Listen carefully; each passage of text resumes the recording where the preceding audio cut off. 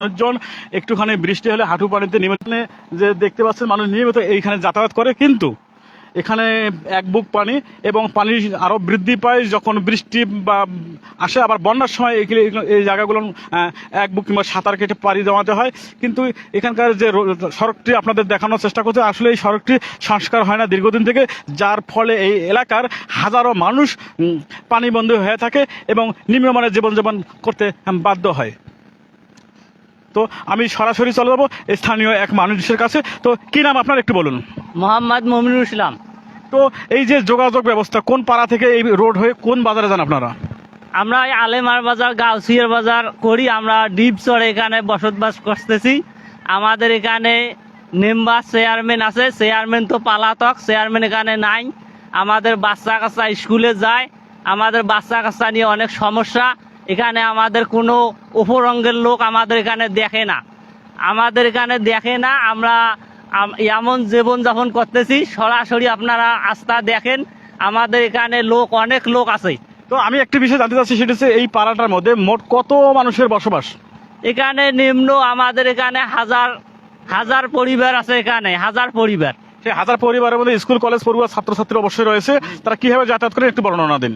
আমাদের এখানে এখন বাচ্চা কাচ্চা যখন স্কুলে যায়, এখন সে দুইটা ড্রেস নিয়ে এখন এই নদী পার হয়ে আর এক বাড়িতে ড্রেস পাল্টায়।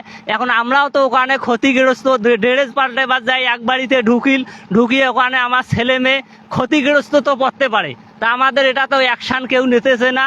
আমাদের এখানে অ্যাকশান নেওয়ার জন্যে আমরা আবেদন করতেছি, আমরা তাকে অনুরোধ করতেছি, আমাদের এই অ্যাকশান জন তারা ভালোভাবে আমাদের নেয়। দর্শক, কথা বলছিলেন স্থানীয় একজন মানুষ। তবে আমি একজন যুবককে পেয়েছি। তো কি নাম আপনার? মোহাম্মদ হামিদুল ইসলাম। তো আপনাদের কি কি সমস্যাগুলো একটু উল্লেখ করুন। আমাদের এখানে তো মনে করেন বন্যাকাল আসলে আমাদের রাস্তাঘাট নেই এখানে আমাদের গ্রামে। আমাদের এখানে অনেক বাচ্চা কাচ্চা আছে, আমরা বাজার খরচ করি রংপুর শহর, যেখানে অনেক বিভিন্ন জায়গায় যাই, কিন্তু আমাদের এই পানির জন্য আমাদের সমস্যা হয়ে যায়। আমরা একটা ব্রিজ চাইতেছি এখানে। কি নাম তোমার? মোহাম্মদ নাইম বাবু। তুমি কোন ক্লাসে পড়ো?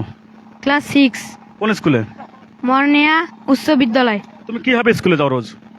আমি প্রতিদিন স্কুলে যাই, আমি দুটো ড্রেস নেই, কোনোদিন ভিজিয়ে যাই, আর এই দুটো ড্রেস নিলে অন্যের বাড়িতে পাল্টাই।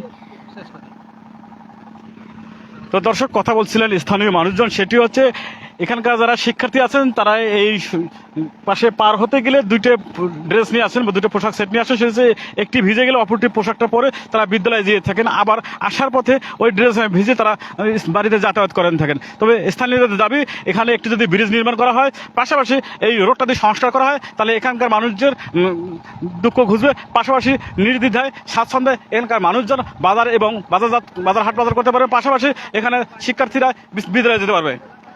মোস্তাফিজুর বাবলু, ৭১ বার্তা, গঙ্গাচড়া, রংপুর।